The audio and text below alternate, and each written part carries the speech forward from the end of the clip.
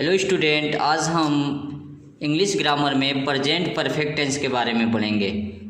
पिछले दो पार्ट में हम प्रेजेंट इंडेफिनिट और प्रेजेंट कंटिन्यूअस के बारे में पढ़े हैं। इसमें हम प्रेजेंट परफेक्ट टेंस के बारे में पढ़ेंगे, इसके पहचान पढ़ेंगे और इससे रिलेटेड जितने भी क्वेश्चन हैं उनको सॉल्व करेंगे और उसके साथ एक्सरसाइज भी हम आपको देंगे जिसको आपको सॉल्व करके हमें बताना होगा। तो शुरू करते हैं। प्रेजेंट परफेक्ट टेंस पहचान: चुका है, चुकी है, चुके हैं, ली है, ये है, या है, ई है इत्यादि शब्द आते हैं और साथ ही साथ इसमें काम का ख़त्म होना प्रेजेंट में पाया जाता है। इसमें एक वचनकर्ता के साथ हैज़ का प्रयोग, बहुवचनकर्ता के साथ हैव का प्रयोग करते हैं और क्रिया का सदैव थर्ड फॉर्म का यूज होता है। इसमें क्रिया के जो तीन फॉर्म होते हैं, जैसे जाना है तो जाने का क्या होगा, गो, सेकेंड फॉर वेंट और थर्ड फॉर गॉन। तो इसमें थर्ड फॉर्म का यूज करेंगे हमेशा। जैसे गॉन हो रहा है तो गॉन का यूज करेंगे। कार्य का पूरा होना प्रेजेंट में पाया जाता है, यानी पूर्ण रूप से कार्य क्या होता है, इसमें समाप्त हो गया होता है। अब रूल्स की बात करते हैं कि रूल्स में अफर्मेटिव सेंटेंस बनाने के क्या नियम हैं। सबसे पहले हम सब्जेक्ट लिख लेंगे, हैज़ या हैव लगा लेंगे सब्जेक्ट के अनुसार, वर्ब का थर्ड फॉर्म और ऑब्जेक्ट लगा लेंगे, जो अदर होगा उसके बाद लिख लेंगे। नेगेटिव सेंटेंस बनाते समय सब्जेक्ट हैज़ हैव और हैज़ हैव के बाद हम नॉट का प्रयोग करते हैं, जैसे कि पिछले अध्याय में हम लगातार आपको बताते आ रहे हैं। सेम एज है, सिर्फ सहायक क्रिया बदली हुई है।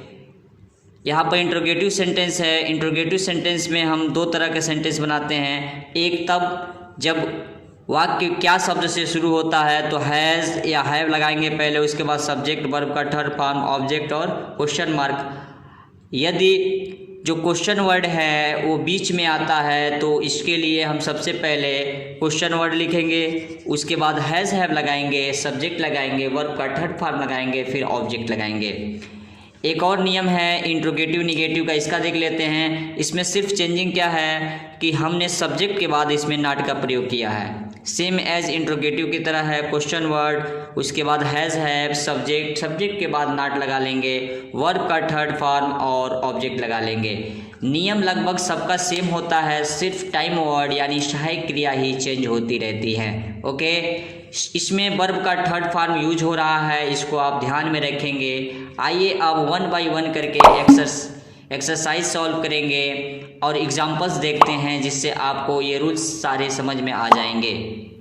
अफर्मेटिव सेंटेंस में हम बात करते हैं, वह घर जा चुका है, ही हैज़ गॉन होम, वे भोजन कर चुके हैं, दे हैव टेकन मील, हम खेत जोत चुके हैं, we have ploughed the field, वह सिनेमा देख चुकी है, she had seen the cinema, तुमने किताब पढ़ ली, you have read the book. यहाँ पर हम देखेंगे कि जो गॉन वर्ड यूज हुआ है वर्ब का थर्ड फॉर्म है, टेकन वर्ब का थर्ड फॉर्म है, प्लाउड जो है वर्ब का थर्ड फॉर्म है, सीन वर्ब का थर्ड फॉर्म है और रीड वर्ब का थर्ड फॉर्म है। तो आपको ये समझ में आ रहा होगा कि सब्जेक्ट के बाद हमने हैज़ या हैव लगा लिया, उसके बाद वर्ब का थर्ड फॉर्म, उसके बाद जो ऑब्जेक्ट बच रहा है उसको हमने लगा लिया। नेगेटिव सेंटेंस में देखेंगे, हमको पता है कि हैज़ और हैव के बाद नॉट का प्रयोग करना है। वह घर नहीं गया, he has not gone to home, उसने पत्र नहीं पढ़ा, he has not read the letter, उसने भोजन नहीं किया, he has not taken meal, हमने खेत नहीं जोता, we have not ploughed the field, मैंने स्नान नहीं किया, we have not taken bath. Okay, अब हम बात करते हैं इंट्रोगेटिव सेंटेंस का। इंट्रोगेटिव सेंटेंस आप तो जानते ही हैं कि इसमें दो तरह के सेंटेंस बनेंगे। पहले जो क्या से शुरू होगा उसकी अंग्रेजी हैज़ या हैव लिखेंगे, उसके बाद अगर बीच में कोई क्वेश्चन वर्ड आता है तो उसकी अंग्रेजी फिर हैज़ हैव, उसके बाद वर्ब का थर्ड फॉर्म। तो इसको देखेंगे, क्या वह घर गया है, हैज़ ही गॉन होम, क्या तुमने पत्र लिखा है, have you written a letter, क्या तुमने भोजन किया है, हैव यू टेकन मील, क्या वह मर चुका है, हैज़ ही डेड, क्या हम सिनेमा देख चुके हैं, have we seen the cinema, वह कहाँ गया है, वेयर हैज़ ही गॉन।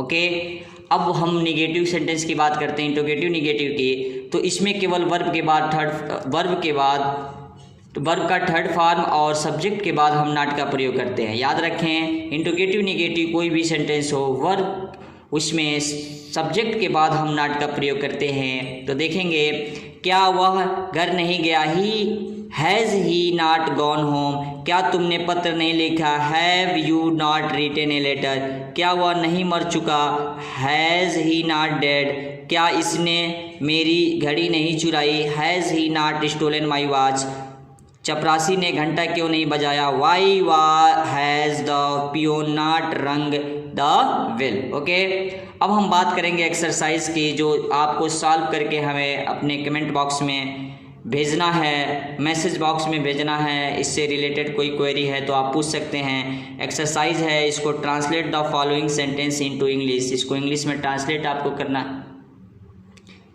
वह स्कूल गया, मैंने खाना खा लिया, हमने अपना कार्य समाप्त कर लिया, तुमने हिंदी की किताब पढ़ ली, अध्यापक महोदय जी अंग्रेजी पढ़ा चुके हैं, राम ने अपने छोटे भाई को नहीं पीटा, सीता सिनेमा देखने नहीं गई, मेरे भाई ने मुझे रुपए नहीं दिए, लड़कों ने बाग से फूलों को नहीं तोड़ा, उन्होंने हिंदी की पुस्तक नहीं खरीदी।